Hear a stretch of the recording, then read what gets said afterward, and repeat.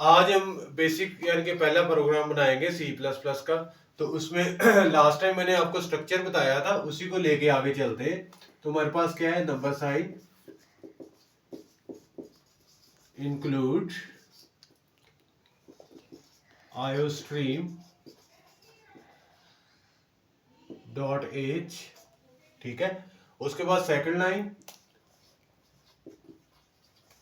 Using namespace, यानी कि आपने नेम स्पेस को यूज करना है, ठीक है। सॉरी, इसमें स्पेस आएगी। Using name space, name space कौन सी नेम स्पेस, आपने उसके नेम स्पेस का नाम देना है। एसटीडी स्टैंडर्ड नेम स्पेस हम यूज कर रहे हैं। उसके बाद हमारे पास था इंटीजर, मेन हमारा फंक्शन है और इसके पैरामीटर कुछ भी नहीं है। फिर हमने करली ब्रेसेस से उसकी बॉडी ऑफ प्रोग्राम हमने बनाई थी और रिटर्न हमारे पास क्या है, 0 है, ठीक है। अब ये रिटर्न टाइप है। अब सबसे पहले हमने करना क्या है कि हमने जो भी प्रोग्राम बनाना है, उस प्रोग्राम को जब हमने फाइल को सेव करना है तो हमने किस एक्सटेंशन से सेव करना है, हमने करना है dot C plus plus. Suppose हमारा फर्स्ट प्रोग्राम है, मैं कहता हूं, सपोज लिखता हूं माई प्रोग्राम डॉट सीपीपी। इस फाइल से, इस नेम से आपने क्या करना है, बेसिकली इस एक्सटेंशन के साथ आपने इसको सेव करना है। आप किसी भी आईडी में अगर प्रोग्राम बनाते हैं तो हम लोग इसको आईडी में भी बनाएंगे। पहले मैं थोड़ा सा आपको बेसिक कॉन्सेप्ट दे दूं, उसके बाद नेक्स्ट हम देखते हैं कि हमारे पास यहाँ पे हम लोग इसको ऑलरेडी डिस्कस कर चुके हुए हैं। अब इसमें हमारे पास सिंपल हम लोग कहते हैं कि हमारे पास हमने क्या करना है, इसको हेलो वर्ल्ड यानी कि आप डिस्प्ले करना चाह रहे हैं इस प्रोग्राम में, ठीक है। हेलो वर्ल्ड में हमारे पास क्या आएगा, आपने सी आउट, ठीक है। सी आउट के साथ यहां पे आपने लिखा हेलो वर्ल्ड। ये एक बेसिक आपका प्रोग्राम है, डबल कोट्स आ गया। अभी हम सिर्फ इसी को एक दफा मैं आपको रिव्यू करवा देता हूँ। इंक्लूड नंबर साइन मैंने आपको बताया था, नंबर साइन इंक्लूड ये आपके पास एम्पर साइन भी कहलाता है, इसको नंबर साइन भी बोलते हैं। इंक्लूड का मतलब क्या है, इसने क्या करना है, इंक्लूड करना है। नंबर साइन क्या है, ये आपका परी प्रोसेसर डायरेक्टिव है। मैं लास्ट आपको लेक्चर में बता चुका हूँ, परी प्रोसेसर यानी कि प्रोसेसिंग के से पहले परी प्रोसेसर डायरेक्टिव से डायरेक्शन देनी है कि इंक्लूड करे iostream dot H. Iostream dot H आपके पास क्या है, आयोस्ट्रीम डॉट एच बेसिकली आपके पास स्ट्रीम है, ठीक है, हेडर फाइल है। इस हेडर फाइल को हम यूज कर रहे हैं। इस हेडर फाइल के बाद हमारे पास आता है यूजिंग नेम स्पेस एसटीडी।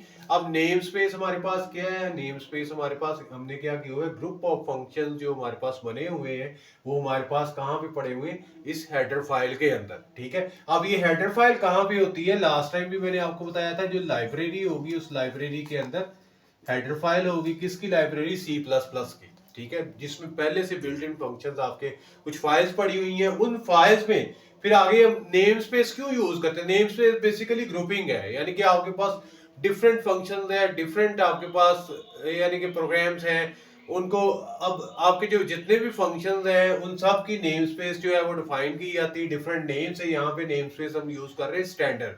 अब ये नेम स्पेस आपकी कहाँ पे पड़ी हुई है, ये इसी हेडर फाइल के अंदर है, ठीक है। अब इस नेम स्पेस का पर्पस क्या है इसको यूज करने का, यानी कि हमने यहाँ पे अगर हमने कोई भी फंक्शनैलिटी यूज करनी है जो आपकी प्रोग्राम की पहले से रिजर्व वर्ड कीवर्ड आगे देखेंगे, तो उनके लिए जैसे सी आउट है, तो सी आउट के लिए हम लोग क्या यूज कर रहे हैं, यहाँ पे हम नेम स्पेस यूज कर रहे हैं एसटीडी, ठीक है। अब उसके बाद इंटीजर है, इंटीजर इसकी जो रिटर्न टाइप है मेन, बॉडी ऑफ मेन। यहाँ पे कोई आपने पैरामीटर नहीं दिया, इसकी बॉडी है, इसको बॉडी हम ऑलरेडी डिस्कस कर चुके हैं। अब हम लोग बात करते हैं कि हमारे पास नेम स्पेस को हम कैसे यूज कर सकते हैं। एक तो ये वे है कि आप नेम स्पेस ऊपर लिख दें, ठीक है, और दूसरा वे ये है आपके पास कि आपने नेम स्पेस अगर ऊपर नहीं लिखना तो आप नेम स्पेस को यहां पे भी यूज कर सकते हैं, ठीक है। लेकिन यहां पे आप नेम स्पेस को कैसे यूज कर सकते हैं, ठीक है, उसमें आप देखेंगे कि नेम स्पेस के लिए आपने ये आपने यानी कि आपने साइन यूज किया है, ठीक है। इस साइन के साथ आपने नेम स्पेस को यूज करना है। यहाँ पे हम यूज करेंगे STD, ठीक है। तो उसके लिए फिर अगर बिगिनिंग में हम लोग नहीं यूज करते तो हम लोग यहाँ पे नेम स्पेस यूज कर रहे हैं। और तो ये नेम स्पेस उसका क्योंकि ये आपकी कहाँ पे पड़ी हुई है, इसी हेडर फाइल के अंदर पड़ी हुई है, वहीं से वो ले रहा। और सी आउट एक आपके पास फंक्शन है, जिस फंक्शन का मकसद क्या है कि आपके पास अगर कुछ भी आप स्क्रीन के ऊपर प्रिंट करवाना चाहते हैं, यानी कि रन टाइम पे आप स्क्रीन के ऊपर आपने प्रिंटिंग लेनी है, ठीक है, प्रोग्राम में आउटपुट में, तो आपने क्या करना है, आपने ये सी आउट यूज करना है, ठीक है। इसी तरह ये एंगल ब्रैकेट्स है, इसको मैंने आपको बताया था कि ये आपका इंसर्शन ऑब्जेक्ट या फिर इंसर्शन ऑपरेटर है। उसके बाद आपके पास डबल कोट्स है और डबल कोट्स में आपके पास हेलो वर्ल्ड है, ठीक है। तो यहां तक क्लियर है। इसमें अगर कोई आपको किसी किस्म की कंफ्यूजन हो तो जरूर मुझे बताइएगा आप कमेंट करके। रिटर्न जीरो में के रिटर्न टाइप उसकी क्या है, रिटर्न टाइप यहाँ पे जीरो है, ठीक है। और उसके बाद आपकी ब्रैकेट बंद होगी। अब एक बेसिक सा हम लोग देख लेते हैं। सपोज हमारे पास यानी कि हम कहते हैं कि आपके पास यही स्ट्रक्चर जो है ये लिखा हुआ है, इसी का ही हम लोग एक छोटा सा प्रोग्राम लेते हैं बेसिक्स है, ताकि आपकी कुछ चीजें और क्लियर हो जाए कि प्रोग्राम को हमने बनाना कैसे है, ठीक है। हमने लिखा नंबर साइन इंक्लूड, ठीक है, STDIOH। उसके बाद हमने दिया यूजिंग नेम स्पेस, यूजिंग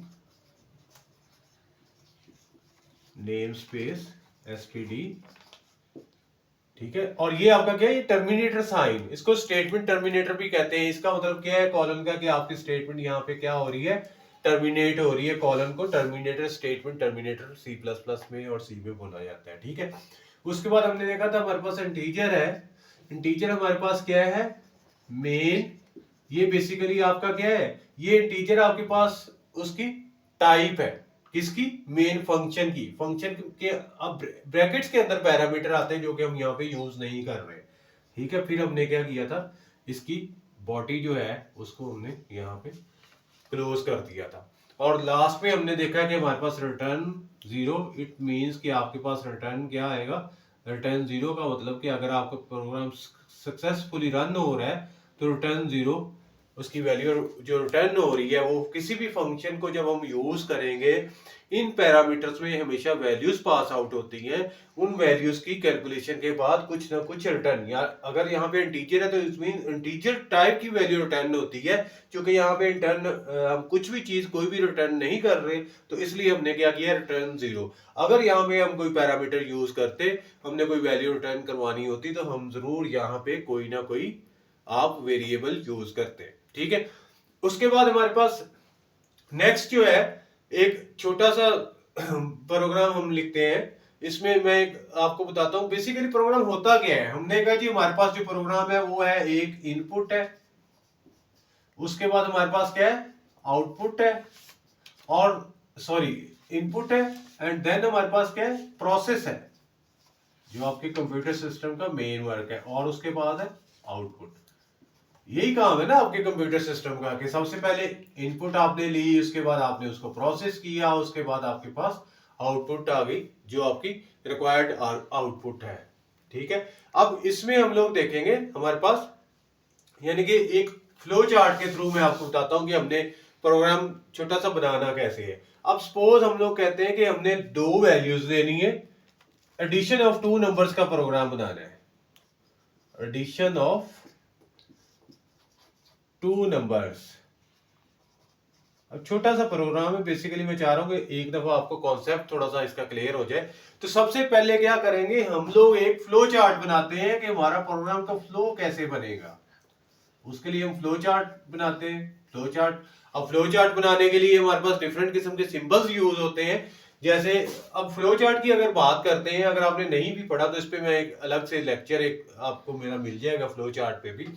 तो हमारे पास डिफरेंट सिंबल, हमने क्या किया, सबसे पहला स्टेप हमारा क्या, प्रोग्राम को हमने स्टार्ट करना है। इसके लिए ओवल शेप यूज होती है, स्टार्ट और एंड दोनों के लिए ओवल शेप यूज होगी, ठीक है। उसके बाद क्या होगा, उसके बाद हमारे पास है नेक्स्ट, हमने क्या करना है, आपने कुछ इनपुट लेनी है, तो उसके लिए हम लोग क्या यूज करेंगे, उसके लिए हम लोग यूज करेंगे पैरेललोग्राम। ये शेप आपकी किस लिए यूज हो रही है, ये इनपुट के लिए। फिर हमारे पास आ जाएगा प्रोसेस, प्रोसेस के लिए हम रेक्टेंगल यूज करेंगे। फिर हमारे पास आ जाएगी आउटपुट। ज़ाहिर है जब आप इनपुट लेंगे तो कुछ ना कुछ आपके पास ऐसा आउटपुट भी आएगा। उस आउटपुट के लिए फिर हमने पैरेललोग्राम ली, और लास्ट में हमारे पास फिर प्रोग्राम एंड होगा तो उसके लिए ओवल शेप आ जाएगी। ये हमारा एंड हो गया। अब सबसे पहले हम इसको देख लेते हैं कि हमारे पास ये कैसे, यानी कि हमने इसको किया है। स्टार्ट है, मैं कहता हूं कि आपने क्या करना है, एंटर नंबर। सपोज आपने नंबर ले लिए, नंबर आपने लिया 2 और दूसरा नंबर लिया आपने 3। अब ये नंबर जो है ये आप रन टाइम पे भी ले सकते हैं, ये नंबर आप यूजर से इनपुट भी ले सकते हैं, ठीक है। सपोज हमने यहाँ पे क्या किया, हमने कहा जी हमारे पास जो दो नंबर सपोज आपने ले लिए, मैं कहता हूँ हमारे पास एक नंबर है x और जो हमारे पास कितना है 2, दूसरा नंबर है y कितना है 3, और हमारे पास प्रोसेस, अब इसका प्रोसेस होना है, ये फ्लो है आपका, ठीक है। ये आपके पास क्या आ गया, ये आ गई इनपुट। उसके बाद आपके पास क्या आ गया, ये प्रोसेस। उसके बाद ये क्या आ गया आपके पास, आउटपुट, ठीक है। अब प्रोसेस क्या है, प्रोसेस मीन के एडिशन ऑफ टू नंबर्स, के दो नंबर्स को आपने ऐड करना है। तो हमने कोई एक थर्ड वेरिएबल लिया, हमने लिया सपोज z। हमने z में क्या किया, x प्लस वाई को हमने क्या किया, ऐड कर दिया, तो z में इसका रिजल्ट जो है वो स्टोर हो जाएगा।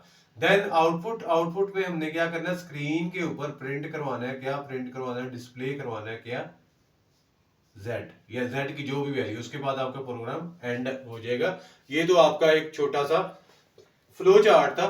इस फ्लो चार्ट को अगर आप देखें बहुत ही सिंपल है, स्टार्ट है, उसके बाद आपके पास इनपुट आउटपुट के लिए पैरेललोग्राम यूज होगी, आपके पास प्रोसेस क्या होना है और आपके पास आउटपुट क्या आनी है, ठीक है, और उसके बाद आपके पास एंड है। अगर इसी को हम लोग क्या कहते हैं, मैं कहता हूं कि आपने सूडो कोड या एल्गोरिदम में लिखना है। अब बात ये कि कोई भी प्रोग्राम बनाने के लिए उसका एल्गोरिदम तो बनाना पड़ता है। तो एल्गोरिदम क्या, सिंपली हम लोग इसको लिख लेते हैं अपनी एल्गोरिदम में सिंपल लाइंस में। तो हम क्या लिखेंगे, हमने नेक्स्ट स्टेप में हमने क्या किया जी, हमने किया जी बिगिन, स्टार्ट हो गया। बिगिन का मतलब क्या है कि आपने स्टार्ट कर दिया, यानी कि नॉर्मल आपने जिसको मैं कह रहा हूं स्टेप में आपने लिखना है कि आपकी समरी क्या है, ठीक है। तो यहां पे आपने क्या करना है, टेक टू नंबर्स। अब यहाँ पे नंबर्स जो है हमने लिए वो क्या थे, वो हमारे पास x एंड y, ठीक है। और देन हमारे पास प्रोसेस क्या था, z is equal to x plus y, ठीक है। और उसके बाद हमने क्या करवाया था, प्रिंट, क्या प्रिंट करवाया था, रिजल्ट जो हमारे पास z में आएगा, ठीक है। और z में प्रिंट हमने कहा ये एडिशन है किस चीज की, सपोज हम कहते हैं एडिशन ऑफ टू नंबर हमने प्रिंट करवानी है, तो हमने कहा एडिशन ऑफ टू नंबर्स, और आगे हमने z की वैल्यू जो थी वो प्रिंट करवा दी, ठीक है। तो ये तो हमारा सिंपल सा एल्गोरिदम, और उसके बाद हमारे पास एंड हो गया। ये इसी एक छोटे से प्रोग्राम का एक मैंने आपको एल्गोरिदम दे दिया। अब इसको हम प्रोग्राम में लेके जाते हैं कि हमारे पास ये एक फ्लो चार्ट बन गया, एक एल्गोरिदम बन गया, इसका एक छोटा सा प्रोसेस। अब देखिए आपने कुछ चीजें तो पढ़ ली होंगी, हम लोग आगे जाके डाटा टाइप्स भी पढ़ेंगे नेक्स्ट लेक्चर्स में जाके। अभी आपने इस चीज से वरी नहीं करना कि आपके पास आपने टीचर जो है वो क्या लिया। सपोज मैं कहता हूँ यहाँ पे मैं लेता हूँ इंटीजर x, आपके पास क्या आया, is equal to 2, integer y is equal to 3, ठीक है। तो फिर आपके पास प्रोग्राम जो बनेगा वो प्रोग्राम कैसे बनेगा, यानी कि इंटीजर x एंड y, आपने यहाँ पे क्या किया, एक प्रोसेस यानी कि एक सॉरी वेरिएबल एक और आपको लेना पड़ेगा। आपने लिया इंटीजर टाइप का वेरिएबल जिसका नाम है z, ठीक है। तो ये आपने तीन वेरिएबल ले लिए, ये आपके स्टेटमेंट टर्मिनेटर साथ, यानी कि आपने एंड करना है तो स्टेटमेंट टर्मिनेटर मींस कि यहाँ पे ये टर्मिनेट हो गया है, उसके बाद आपकी नेक्स्ट लाइन शुरू होगी। अगर आप ये टर्मिनेटर नहीं लिखेंगे तो वो ये भी इसी में इंक्लूड करने की कोशिश करेगा, लेकिन यहाँ पे चूंकि आपका फिर कीवर्ड आ गया है तो इसलिए वो एरर दे देगा कंपाइलर आपको यहाँ पे। तो आपने क्या किया, ये तीन आपने लिए z आपने फिर आपने लिखा जी z is equal to x plus y, आपने टू नंबर्स को ऐड किया और फिर टर्मिनेटर। फिर आपने क्या करना है कि इसको इसका रिजल्ट डिस्प्ले करना है, बहुत ही सिंपल है। हमने कहा जी सी आउट किस लिए स्टेटमेंट यूज होती है कि किसी भी चीज को अगर आपने स्क्रीन पे प्रिंट करवाना है तो उसके लिए सी आउट यूज करेंगे। अब इसमें अगर डबल कोट्स में लिखेंगे तो एज इट इज प्रिंट हो जाएगा। जैसे मैंने कहा जी एडिशन, एडिशन सपोज हम यहाँ पे लिख देते हैं एडिशन इज, क्या है एडिशन डबल कोट्स में। अब चूंकि जो मैंने डबल कोट्स में लिखा है ये एज इट इज प्रिंट हो जाएगा, ठीक है। उसके बाद फिर मैं चाह रहा हूं कि मेरे पास z की वैल्यू है, लेकिन z की वैल्यू किस स्टेटमेंट के थ्रू आएगी, सी आउट के थ्रू ही आएगी। सी आउट ने क्या करना है, प्रिंट करवाना है। लेकिन अगर डबल कोट्स में लिखेंगे तो एज इट इज ही आ जाएगा, जैसे हमने लास्ट में हेलो वर्ल्ड लिखा था। अब यहाँ पे हम क्या करेंगे, z की चूंकि वैल्यू हमने यहाँ से पिक करनी है, अब ये वैल्यू कहाँ पे होगी, इस z वेरिएबल के अंदर स्टोर होगी इसका रिजल्ट, ठीक है। अब यहाँ पे अगर हम इसको कैलकुलेट करते हैं, हमने कहा जी हमारे पास z जो है वो क्या है, z हमारे पास क्या है 5 है, ठीक है। अब कैसे 5 है, अब मैं आपको वन बाई वन, अब यहाँ पे हमारे पास क्या है, यहाँ पे हमने लिखा दोबारा से इंसर्शन ऑपरेटर आपने डाला और आपने z लिख दिया। अब z की जो वैल्यू होगी वो ये इंसर्शन ऑपरेटर के थ्रू यहाँ पे हमारे पास आउटपुट में आ जाएगी। और यहाँ पे हमने क्या किया, इसको रिटर्न 0 और इसको हमने कर दिया क्लोज। अब मैं आपको लाइन बाय लाइन इसको जरा कंपाइल करके दिखाता हूं, ठीक है। सबसे पहला आया नंबर साइन, प्रीप्रोसेसर डायरेक्टरी मिला, उसने कहा इंक्लूड करे iostream.h, कहां से आपके पास हेडर फाइल करे, कहां से, लाइब्रेरी से, ठीक है, जो C++ की लाइब्रेरी। फिर यूजिंग नेम स्पेस एसटीडी, यानी कि उस लाइब्रेरी के अंदर जो एसटीडी आपके पास पड़ी हुई है नेम स्पेस, उसको यूज करे, वो भी उसने ऐड कर दी यहाँ पे, मींस को उसको भी उसने यूज कर लिया। फिर इंटीजर मेन, एक आपने मेन फंक्शन उसका लिया जिसकी रिटर्न टाइप इंटीजर है, जो उसकी बॉडी ऑफ मेन कहलाता है, ये हम इसको डिस्कस कर चुके हुए। अब लाइन बाय लाइन ये कंपाइलर की मैं बात, कंपाइलर इस लाइन पे क्या उसने क्या किया, इंटीजर मेन एक फंक्शन उसने ले लिया बॉडी, ठीक है। उसके बाद क्या किया, उसके पैरामीटर कुछ भी नहीं है। फिर उसके बाद यहां से कंपाइलर मूव करेगा, इस लाइन पे आ गया ब्रैकेट, उसने इसको क्या किया, इसको उसने रीड कर लिया। फिर उसके बाद नेक्स्ट लाइन पे जैसे ही कंपाइलर आपका यहाँ पे आएगा, उसने कहा integer x is equal to 2, ठीक है। तो क्या करेगा, एक वेरिएबल जो है वो आपका ले लेगा x के नेम से और उसमें वैल्यू स्टोर करवा देगा 2। ये कहां पे लेगा, ये आपकी मेमोरी में रैम में लेगा। आगे हम डिस्कस करेंगे कि ये आपके पास इंटीजर बेसिकली है क्या और कितनी बाइट्स लेता है, ये तो अभी जस्ट मैं आपको रिव्यू दे रहा हूं। इसी तरह से आपके पास इंटीजर y, फिर उसने क्या किया, एक और सेल जो है रिजर्व कर लिया, वो था y, ठीक है। इसी तरह से ये आपके पास क्या था x और इसकी वैल्यू क्या थी 3। अब इसका भी कोई भी एड्रेस, यानी कि मेमोरी का एड्रेस सपोज fh कुछ भी एड्रेस हो सकता है, ठीक है ना। तो इस तरह से आपके पास, या फिर 001x कुछ भी एड्रेस मेमोरी का हो सकता है। इसको खैर आप छोड़ दें, ये तो जस्ट आपको बता रहा हूँ कि सेल का एड्रेस होता है जहां पे आपका वो डाटा स्टोर हो रहा होता है। अब उसने यहां तक क्या किया कि आपके पास दो वेरिएबल ले लिए, दोनों की वैल्यूज ले ली। फिर उसने एक और वेरिएबल यानी कि उसको z लिया, ठीक है। लेकिन z के पास चूंकि वैल्यू नहीं है तो ये क्या रहेगा, ये एम्प्टी रहेगा। फिर उसके बाद आपने क्या किया, उसको बताया कि z is equal to x plus y, एक अर्थमेटिक ऑपरेटर प्लस का आपने यूज किया। आपने कहा जी z किसके बराबर है, x प्लस वाई। वो क्या करेगा, यहाँ पे देखो z इस यहाँ पे है, इसमें कुछ भी नहीं है, कोई भी गार्बेज वैल्यू हो सकती है। वो क्या करेगा 2 प्लस 3 यानी कि x प्लस वाई, जो भी वैल्यू आएगी उस वैल्यू को क्या करेगा, इस z के अंदर स्टोर करवाएगा। कौन स्टोर करवाएगा, ये आपका ऑपरेटर इज इक्वल टू, जिसको हम असाइनमेंट ऑपरेटर, यानी कि इसने क्या किया, this one is equal to this, तो ये इसमें क्या कर देगा, ये वैल्यू स्टोर करवा देगा z में। तो यहाँ पे 2 प्लस 3 हमारे पास क्या आएगा 5 कहां पे स्टोर हो गया, इस z के अंदर, ठीक है। फिर आपने लिखा सी आउट एडिशन इज, अब इस लाइन पे यानी कि यहाँ पे आपके पास ये z भी आ गया था। फिर आपने इसको क्या किया, वैल्यूज को कैलकुलेट किया है। कैलकुलेट करने के बाद यानी कि यहाँ पे कंपाइलर क्या करेगा, कैलकुलेट क्या करेगा, वो लिखेगा x प्लस वाई, ठीक है। x प्लस वाई क्या है 2 प्लस 3 क्या है 5 है, तो उसको 5 मिल गया। ये 5 किसके पास जाएगा, z के पास। उसके बाद सी आउट एडिशन इज, अब सी आउट जैसे ही आएगा तो यहाँ पे कंपाइलर क्या करेगा, सी आउट उसने डबल कोट्स में जो चीज लिखी हुई उसको एज इट इज प्रिंट करवाएगा। वहां पे लिखा आ जाएगा स्क्रीन पे एडिशन इज, और साथ ही वो लिखता है कि z, ठीक है। तो z क्या है, z के पास वैल्यू यहाँ पे क्या थी, 5 थी, उसने 5 वैल्यू यहाँ पे डिस्प्ले करवा दी। ठीक है, उसके बाद क्या आएगा नेक्स्ट लाइन पे, रिटर्न 0, रिटर्न कोई वैल्यू नहीं रिटर्न करवा रहा, और यहाँ पे एंड ऑफ बॉडी। तो ये आपका प्रोग्राम एक कंप्लीट हो गया। इसी तरह से यानी कि हम लोग आगे स्टेप बाय स्टेप मैं आपको प्रोग्राम करवाऊंगा, और हम लोग आगे इसकी डाटा टाइप्स और डिफरेंट बाकी जो सिलेक्शन स्ट्रक्चर, कंट्रोल स्ट्रक्चर वगैरह डिस्कस करेंगे, और आगे फिर मैं आपको फर्दर प्रोग्राम इसके बताऊंगा कि प्रोग्राम करने किस तरह से आप प्रोग्रामिंग कर सकते हैं, और किस तरह से आप इसमें एक्सपर्टीज हासिल कर सकते हैं।